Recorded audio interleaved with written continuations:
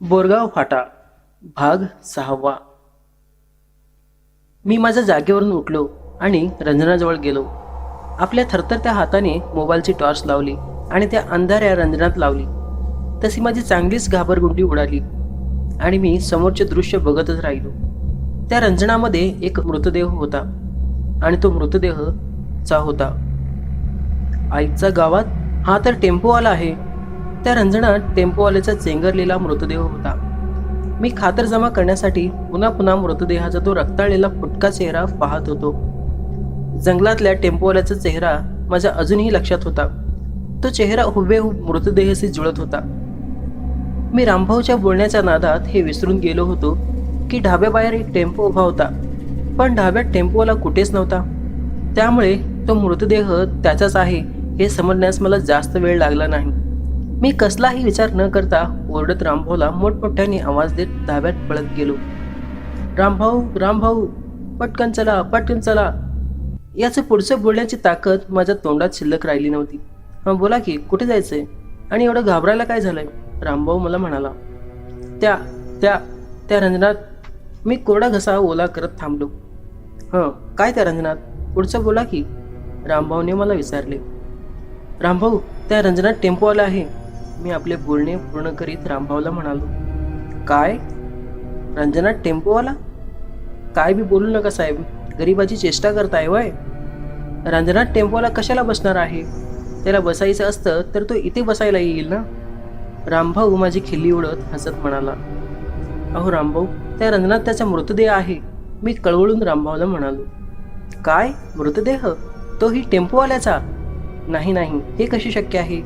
थोड्या वेळापूर्वीच तो माझी गाडी घेऊन गावात टेम्पोचे टायर पंक्चर काढून आणायला गेलाय. त्याचे टेम्पोचे टायर पंक्चर झाले होते मगाशी, रामभाऊ म्हणाला. पण मला त्याचे उत्तर पटेनाचं झालं होतं, कारण त्यामागे कारणही तसं होतं. तो पंक्चर काढायला टायर घेऊन गेलाय ना, मग तरीही टेम्पोची चारही चाकी एकदम व्यवस्थित टेम्पोला कशी काय आहेत? तो टायरचे पंक्चर काढायला गेलेला नाही. रामभाऊ, त्याचा खून झाला आहे आणि त्याचा मृतदेह बाहेर रंजनात पडलेला आहे. माझ्यावर विश्वास ठेवा. आणि कोणता चालक एवढ्या अंधाऱ्या रात्री आढळणात आपल्या टेम्पोचा दरवाजा खिडकी उघडी ठेवून बाहेर जातो? तो ही टेम्पोला चावी ठेवून. माझ्यावर विश्वास ठेव रामभाऊ. हो साहेब, तो माझ्यासमोर टेम्पोचं टायर काढून माझी गाडी घेऊन पंक्चर काढायला गेले गावात, रामभाऊ म्हणाला. अहो म्हटलं ना, टेम्पोचे सर्व टायर्स टेम्पोलाच आहेत. चला वाटल्यास बघायला. मी ढाब्यातल्या सगळ्यांना घेऊन टेम्पोजवळ आलो, कारण मगाशीच एक कुत्रा टेम्पोच्या टायरवर मुतताना मी माझ्या डोळ्यांनी पाहिले होते. म्हणजे तेव्हा सर्व टायर व्यवस्थित होते आणि एकही टायर गायब नव्हते. बघायचं आहे ना तुम्हाला? बघा आता, आहेत की नाहीत टेम्पोला 4 टायर. मी सर्वांना टेम्पोकडे बोट दाखवत म्हणालो आणि टेम्पोचे टायर्स पाहिलो आणि बघतो तर काय, टेम्पोचे तेच टायर गायब झाले होते ज्यावर कुत्रा मुतला होता. अरे, मगाशी तर होतं, आता कुठे गेलं? मला काही समजेनासं झालं होतं. मी टेम्पोचे सर्व टायर पाहिले आणि खरंच त्यातील एक टायर गायब होतं. पण मगाशी तर होतं ना. रामभाऊ, माझ्यावर विश्वास ठेवा. मी माझ्या डोळ्याने टायर्स पाहिले होते, तेव्हा सर्व टायर जागच्या जागी होते. मी माझ्या डोळ्याने पाहिले आहे आणि त्याच टायरवर मगाशी मी एक कुत्र्याला मुतताना सुद्धा पाहिले.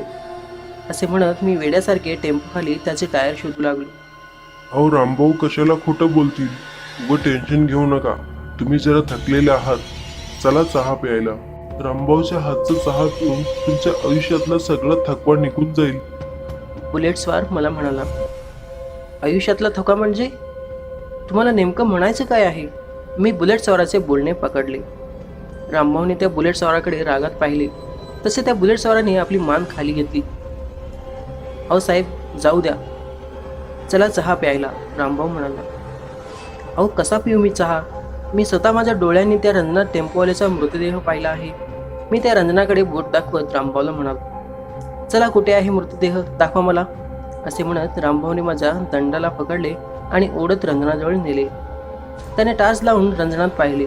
दाखवा, कुठे आहे यात मृतदेह? मग रामभाऊ माझ्यावर ओरडत म्हणाला. अहो आहे, त्यात नीट बघा, दिसेल. मी रामभाऊला पुन्हा बघायला सांगितले. या बघा तुम्हीच. रामभाऊने मला रंजनाजवळ ओढले आणि आत बघायला लावले आणि खरंच त्या रंजनात मृतदेह नव्हता. पूर्ण रंजन कोरडा होता. पण हे कशी शक्य आहे? रामभाऊ, आई शपथ खरंच हो, माझ्यावर विश्वास ठेवा. रामभाऊ, त्याचा मृतदेह यातच होता. मी रामभाऊला विश्वासात घेण्याचा प्रयत्न करत होतो. अहो होता तर मग आता कुठे गेला? जमिनीने गिळला की आबाळाने खाल्ला? तो निव्वळ तुमचा भास होता. साहेब आता चला इथून, रामभाऊ मला म्हणाला. 1 मिनिट रामभाऊ, तो कुत्रा, नक्कीच त्या कुत्र्याने त्याचा मृतदेह खाल्ला असेल. तो इथेच घुटमळत होता मगापासून. मी वेड्यासारखं रामभाऊला म्हणालो. काय वेडबड लागलं की काय तुम्हाला? कुत्रा थोडीच माणूस खाईल. साहेब, विठ्ठल धाबेवाल्यांची गोष्ट तुम्ही जरा जास्तच मनावर घेतली दिसतीये, त्यामुळे तुम्हाला सगळीकडे भुताटकी दिसते. चला चहा प्यायला. टेम्पोवाला नाही मेलेला, हा तुमचा भास आहे. थोड्याच वेळात येईल तो चहा प्यायला, मग बघा त्याला. पण तेव्हा म्हणू नका हा टेम्पोवाला भूत आहे, म्हणजे झालं. चला आता. आम्ही सगळे ढाब्यात परतलो. एवढा मोठा भास मला आयुष्यात कधीच झाला नव्हता. पण भास कसला? मी माझ्या डोळ्यांनी सर्व पाहिले होते ते. मला काहीच समजत नव्हतं की माझ्यासोबत काय होत आहे. हा माझा भास आहे की सत्य घटना, हे समजणे आता माझ्या डोक्याबाहेरचं होत होतं. मी विचार करीतच होतो की दुचाकीचा आवाज आला. ढाब्याबाहेर एक दुचाकी येऊन थांबली. त्यावरून एक माणूस उतरला आणि ढाब्यात चक्क टेम्पोवाला शिरला. मी माझे डोळे फाडून फाडून त्याला बघत होतो. तो टेम्पोवाला शांतपणे कोणालाच काहीच न बोलता माझ्या बाजूच्या खुर्चीवर येऊन बसला. चमत्कार घडावा तसे मी डोळे फाडून फाडून त्या टेम्पोवाल्याकडेच पाहत होतो. तो टेम्पोवाला चुपचाप मान खाली घालून खुर्चीवर बसला होता. त्याच्या चेहऱ्यावर मला खूप भीती दिसत होती. त्याच्या डोळ्यातला मला त्रास जाणवत होता. त्याचे शरीर निर्जीव असल्यासारखे वाटत होते. मला कुठेतरी पाणी मुरत असल्यासारखे वाटायला लागले होते. तेवढ्यात रामभाऊ चहा घेऊन आला. त्याने सर्वांना चहा दिला. शेवटी माझ्याजवळ आला आणि मला चहा देत म्हणाला, नीट बघा साहेब, आज तो ना टेम्पोवाला. बघा, जिवंत आहे तो. तो फक्त तुमचा भास होता. घ्या आता चहा प्या. हो रामभाऊ, पितो पितो, मी खोटं हसत हसत म्हणालो. रामभाऊ टेम्पोवाल्यापाशी गेला आणि म्हणाला, साहेब तुम्हाला काय आणू, चहा की कॉफी? टेम्पोवाला मान खाली घालून बसला होता. त्याने रामभाऊला काहीच उत्तर दिले नाही. रामभाऊने त्याला पुन्हा विचारले, साहेब चहा देऊ की कॉफी? पण तरीही त्याने काहीच उत्तर दिले नाही. तेव्हा रामभाऊ जरा रागात बोलला, साहेब तुम्हाला काय देऊ, चहा की कॉफी? तसा तो टेम्पोवाला दचकला आणि भानावर आला. कॉफी, कॉफी द्या मला. टेम्पोवाला विचार करून बोलला. रामभाऊने त्याच्याकडे डोळे मोठे करून बघितले आणि म्हणाला, कॉफीच का, चहा नको का तुम्हाला? तसे तो टेम्पोवाला म्हणाला, रामभाऊ कॉफी नको, चहा आणा. तसे रामभाऊच्या चेहऱ्यावरचे हावभाव बदलले आणि तो आनंदात चहा बनवायला गेला. तो टेम्पोवाला माझ्या बाजूलाच बसला होता. मला त्याच्या जवळून पटकन दूर होऊ वाटत होतं. म्हणून मी चहाचा ग्लास घेतला आणि बुलेट स्वारांच्या मागे असलेल्या खुर्चीवर जाऊन बसलो. बुलेट स्वाराच्या मागे असलेल्या खुर्चीवर बसण्यासाठी उठलो. पण टेबलाच्या एका पायात पाय अडकून मी खाली पडलो आणि चहा सांडला. मला जास्त काही लागले नाही, पण चहाचा ग्लास माझ्या हातातून निसटला आणि टेबलाखाली गेला. मी टेबलाच्या खाली पडलेल्या ग्लासाकडे पाहिलं आणि माझ्या पायाखालची जमिनीत सरकली. माझ्या अंगावरून सर्रगन काटा उभा राहिला आणि मी तोंड उघडून नेबलाटसारखं समोरचं भयानक दृश्य पाहतच राहिलो. मला माझ्या डोळ्यावर विश्वास बसत नव्हता. म्हणजे मी ते रंजनात पाहिले होते ते खरे होते. टेम्पोवाला खरेच मेला होता आणि तो आमच्यासोबत बसला होता. तो नसून त्याचे भूत होते आणि मी जे मगापासून टेबलाखाली पाहत होतो ते त्याचे उलटे पाय होते. विचार करत करत मी बाजूला पाहिलं आणि मला दुसरा धक्का बसला. माझे शरीर भीतीने थरथर कापायला लागले आणि मला दरदरून घाम फुटला. आई शपथ, हेही मी माझे डोळे पुन्हा पुन्हा चोळून पाहत होतो. माझी नजर त्या बुलेट स्वारांच्या पायाकडे गेली आणि त्याचे पाय उलटे होते. याचा अर्थ टेम्पोवाला आणि बुलेट स्वार भूत होते. माझ्या डोक्यात टेम्पो चालक मरण्यापूर्वीची मला जंगलात जे काही बोलला ते घुमायला लागले होते. काय झालं, लागलं तर नाही ना? बुलेट चालक आपल्या घोगऱ्या आवाजात मला म्हणाला. तसे मी भानावर आलो. नाही लागलं मला. मी माताचा घाम पुसत अडखळत म्हणालो. मी ग्लास उचलला आणि सगळ्यांपेक्षा लांब बुलेट चोरांच्या मागच्या खुर्चीवर जाऊन मान खाली घालून बसलो. माझे हातपाय भीतीने थरथर कापत होते. कोरड्या जमिनीला झरा फुटावा आणि त्यातून पाण्याचा झरा वाहावा तसा झरा माझ्या अंगातून निघत होता. त्या कडाक्याच्या थंडीत मी घामाघाम ओलाचिंब झालो होतो. माझं डोकं अगदी सुन्न पडलं होतं. माझ्या अवतीभोवती काय घडत आहे याची जाणीवही मला राहिली नव्हती. माझ्यासोबत काय होत आहे हे मला समजेनासे झाले होते. पण एवढं मात्र खरं होतं की तो माझा भास नव्हता. आणि एक भास ठीक आहे, पण एवढे भास एक साथ होणे अशक्य आहे. म्हणजे माझ्या डोळ्यासमोर भास नसून वास्तविक घटना घडत आहेत हे मला समजले. मला टेम्पोवाला जे जंगलात बोलला होता ते आठवायला लागले होते. जंगलात माझ्या मागे 2 बुलेट्सवर ट्रकवाल्यांसोबत मारामारी करत होते आणि टेम्पोला मला म्हणाला होता की एवढ्या रात्री एकटे या जंगलात काय करत आहेत आणि ते भांडण त्यांच्या डोळ्यासमोर चालू होते. पण त्याला माझ्यासोबत बुलेट्सवर दिसत नव्हते. याचा अर्थ मी मगापासून बुलेटवर 2 भूतांसोबत फिरत होतो. टेम्पोवाला मला जंगलात नेमका तसे का बोलला याचा उलगडा मला झाला होता. पण खूप उशीर झाला होता. माझ्या समोर 3 भूतं बसली होती. मी मान खाली घालून विचारच करत होतो. मी तेथून निसटण्याचा प्लॅन करत होतो. पण निसटावे कसे? माझ्यासमोर भूत बसली आहेत आणि ते सहजासहजी तर मला जाऊ देणार नाहीत. मी मान वर करून त्यांच्याकडे पाहिलं आणि दोन्हीही बुलेट्सवर माझ्याकडेच मागे वळून रागात पाहत होते. ते तसे का बघत होते मी याचा विचार करत होतो. यांना समजलं वाटतं की ते भूत आहेत. ते मला माहीत झालं आहे. आता काय करावे याचा मला प्रश्न पडला होता. मी ती भूतं समोर बघण्याची वाट पाहत होतो, पण ते माझ्याकडेच पाहत होते. मी दरवाजाच्या खुर्चीजवळ बसलो होतो. मी गुपचूप त्यांची नजर चुकवून तेथून एकटाही निघू शकत होतो. पण बिचारा रामभाऊला भूतांमध्ये एकटे सोडून जाणे मला मनाला पटेनासे झाले. म्हणून मी रामभाऊकडे पाहिले. रामभाऊ अजूनही आतमध्ये चहा बनवत होता. मी रामभाऊ माझ्याकडे बघण्याची वाट पाहत होतो, जेणेकरून मी त्याला खुणावून सांगू शकेल की ते सर्व भूत आहेत आणि तोही या भूतांपासून वाचू शकेल.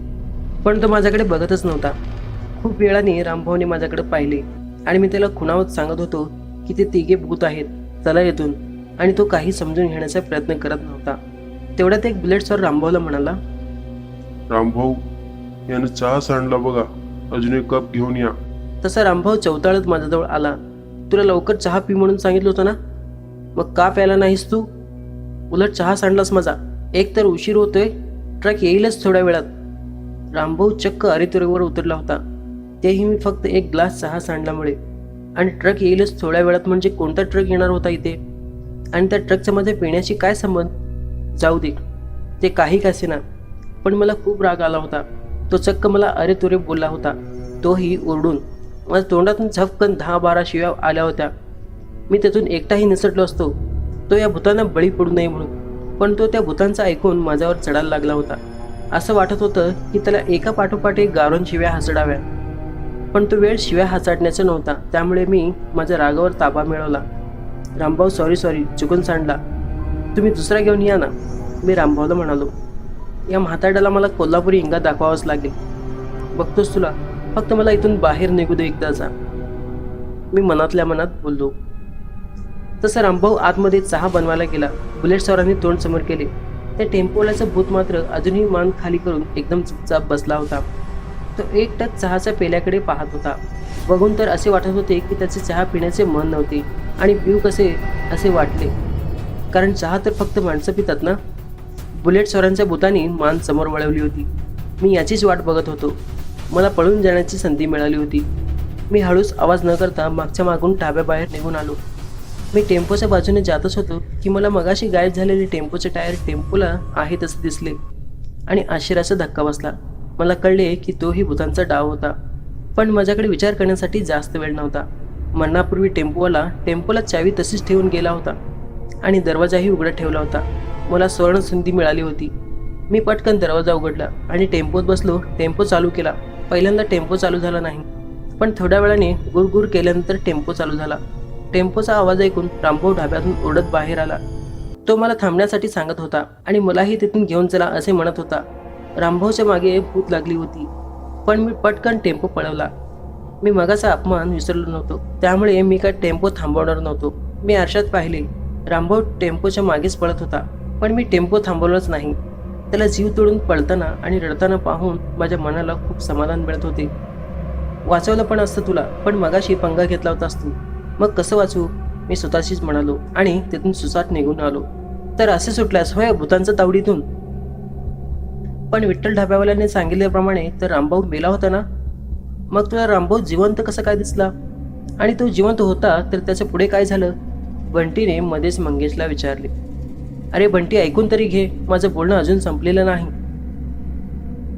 ऐका न संपलेलं रहस्य जे तुम्हाला हादरून टाकेल थोड्याच वेळात या जाहिरातीनंतर.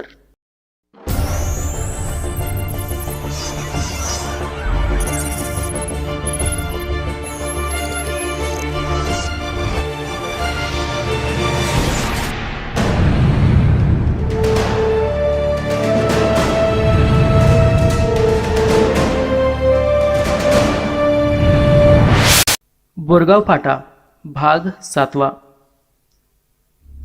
अरे बंटी, ऐकून तरी घे, माझं बोलणं अजून संपलेलं नाही, मंगेश बंटीला म्हणाला आणि पुढची गोष्ट सांगू लागला. मी रामभाऊला त्या भूतामध्ये सोडून एकटाच पुढे निघून आलो होतो. तसे रामभाऊला धडा शिकवल्याचा आणि भूतांपासून सुटल्याचा आनंद होत होता, पण माझ्या डोक्यात खूप विचार सुरू होते. टेम्पोवाला पंक्चर काढण्यासाठी टायर घेऊन गेला नव्हता, त्याचा खून झाला होता, मग तरीही रामभाऊ खोटे का बोलला असेल याचा मी विचार करत होतो. असेही असू शकतो की टेम्पोवाल्याचा विठ्ठल धाब्यावर खून झाला असावा आणि त्याचे भूत रामभाऊला संपवण्यासाठी रामभाऊच्या ढाब्यावर आले असेल. मी कसलेही तर्क वितर्क लावत होतो, पण माझ्या डोळ्यासमोर नेमकं काय आणि कसं घडलं होतं हे मला समजणे कठीण झाले होते. बदला म्हणून मी रामभाऊला चक्क भूतांमध्ये सोडून आलो होतो. मी ढाब्यापासून थोड्या अंतरावर आलो होतो. काय मी रामभाऊसोबत चुकीचं वागलो? रामभाऊ कदाचित आतापर्यंत या जगातून गायबही झाला असेल. भूताने त्याला संपवलं तरी नसेल ना? मी स्वतःशीच बोलत होतो. मला खूप वाईट वाटत होतं की मी त्याला भूतांमध्ये एकटा सोडून आलो होतो. मी अजून विचार करत होतो, बिचारा, त्याचं कुटुंबही असेल, मला त्याला वाचवावं लागेल. पण तो आतापर्यंत जिवंत असेल का? तो तिथून पळत होता. एखाद्या वेळेस तो अजून भूतांच्या तावडीत सापडला नसेल. मला त्याला कसल्याही परिस्थितीत वाचवावं लागेल आणि मी त्याला वाचवण्यासाठी बोरगाव फाट्याकडे वापस जाण्याचं ठरवलं. मी टेम्पो वळवला आणि वेगात बोरगाव फाट्याच्या दिशेने जाऊ लागलो. मनात देवाला फक्त एकच प्रार्थना करीत होतो की रामभाऊ मेलेला नसू नये. माझा जीव कासावीस होत होता. जर तो मेला तर मी स्वतःला कधीच माफ करू शकणार नव्हतो. तेव्हा मला रस्त्याने पळताना कोणीतरी दिसले. तो रामभाऊ होता. तो रस्त्याने जीव तोडून टेम्पोच्या दिशेने ओढत पळत येत होता. रामभाऊ टेम्पोच्या आडवा आला. मी टेम्पो थांबवला आणि रामभाऊसाठी टेम्पोचा दरवाजा उघडला. रामभाऊ, पटकन बसा. मी रामभाऊला टेम्पोत बसायला सांगितलं. रामभाऊ लगेच टेम्पोत बसला. पळून पळून तो थकला होता. घामाने पूर्ण भिजून गेला होता. वळवा, पटकन वळवा टेम्पो, लवकर चला इथून, लवकर चला, लवकर. तो जोरजोरात धापा टाकत खोकत मला म्हणाला. तो अगदी रडकुंडीला आला होता. त्याचा चेहरा घामाने पूर्ण भिजला होता आणि त्यावर आपल्या जीवाची भीती दिसत होती.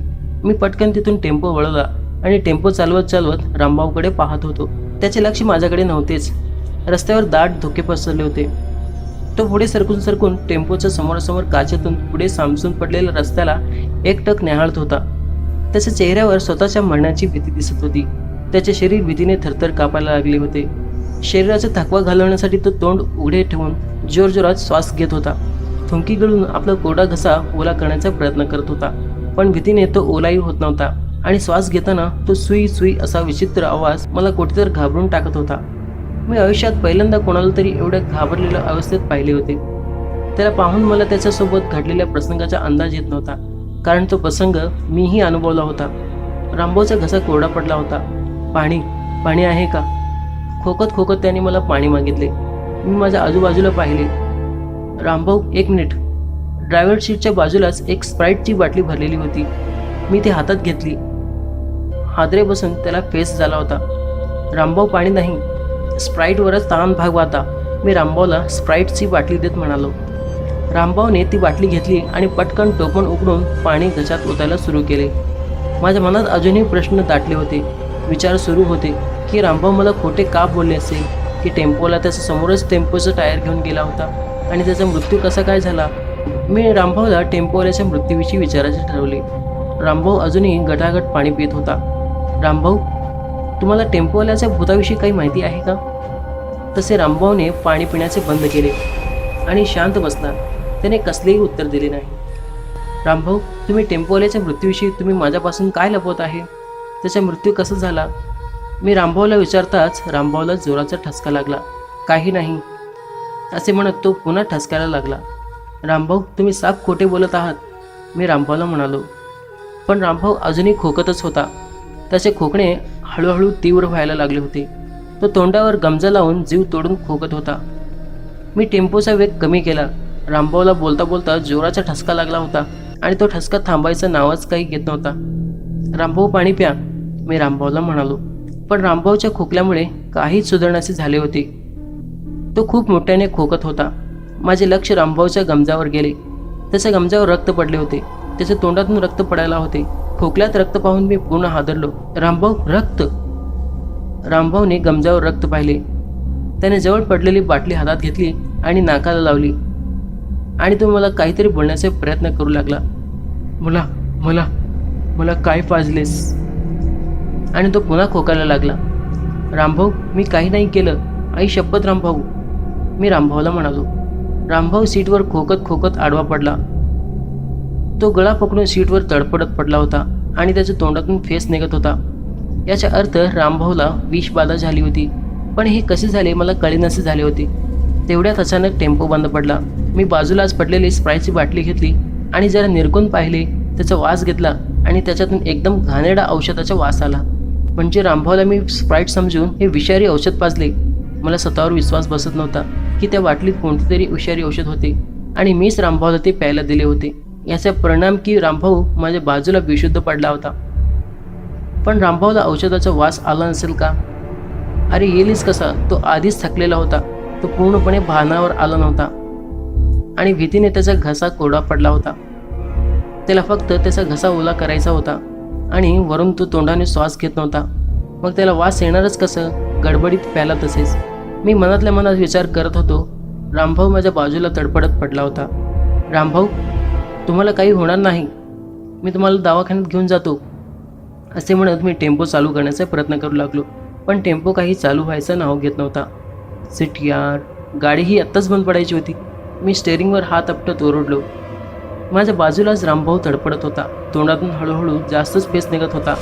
काय करावे आणि काय नाही हे मला समजेनासे झाले होते. मी देवाला मार्ग दाखवण्याची प्रार्थना केली. रामभाऊला असे पाहून त्याच्या या परिस्थितीस मीच जबाबदार आहे असे मला वाटत होते. मी स्वतःला एक गुन्हेगार समजायला लागलो होतो. मला काहीही करून रामभाऊला वाचवायचे होते.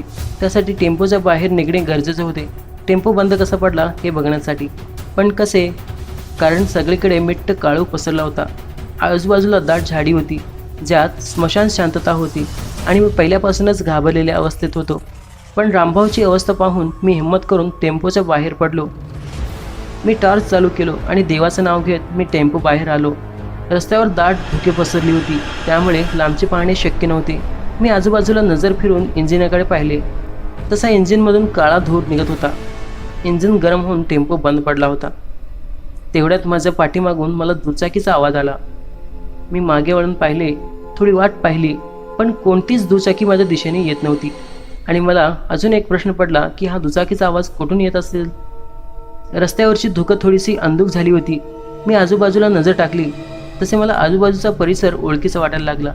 ती निलगिरीची झाडी आणि वडाचं उंच उंच झाडं मी पहिल्यांदाही पाहिल्यासारखं वाटायला लागली होती. की तेवढ्यात मला पाठीमागून टेम्पोचा आवाज आला. मी पटकन मागे वळून पाहिले आणि माझी बोबडीच वळली. मी अगदी चक्रावून गेलो होतो.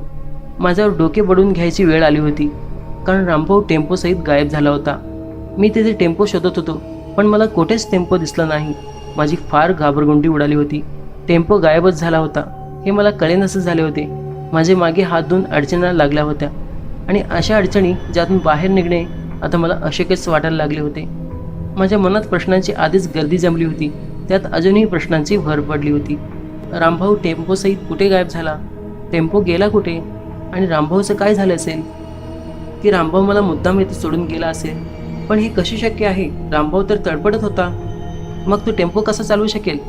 काय त्यानं भूतानं तर गायब केलं नसेल? आणि माझ्या डोक्यात असा विचार येताच माझ्या अंगावर सरकन काटा उभा राहिला. माझ्या डोक्यात अनेक प्रश्न फिरत होते ज्याची उत्तर मला अजून मिळाली नव्हती. विचार करून करून माझं डोकं बधीर झालं होतं. आता अजून विचार करणं माझ्या डोक्याच्या पलीकडं होतं. रस्त्यावरील धुके आता हळूहळू विरळ होत झाली होती.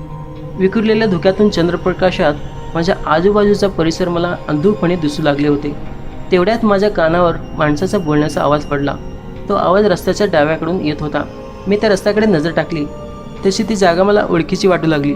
मनात मदतीची आशा घेऊन मी त्या दिशेने दबक्या पाऊल टाकत चालू लागलो आणि समोरची जागा पाहून माझ्या पायाखालची जमीनच सरकली.